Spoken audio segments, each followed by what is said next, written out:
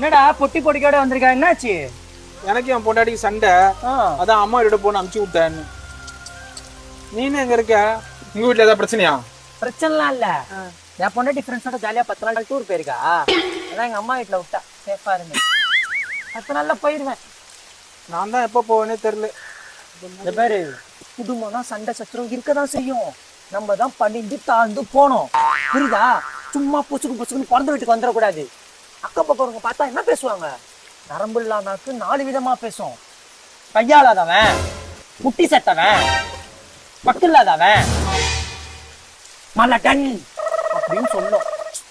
ஏய், நான் இப்பயே எங்க அம்மாட்ட சொல்லி போய் சமாதானம் பண்ணலான்னு இருக்கேன். முதல்ல நீ வெளியே வந்துடக்கூடாது, வாசல்ல நின்றுக்கணும். அவங்களே மன்னிச்சு உன்னை கூப்பிட்டுருப்பாங்க. இதெல்லாம் முதல்ல தெரிஞ்சுக்கோ, சரியா? போ. என் பொண்டாட்டி வேற 1 மணிக்கு வீடியோ கால் பண்றேன்னா குடிச்சிட்டு ஃப்ரெஷ்ஷா இருக்கணும்.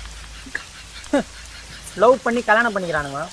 பொசுக்கு பொசுன்னு கோச்சுன்னு அம்மா வீட்டுக்கு வந்துடுறாங்க.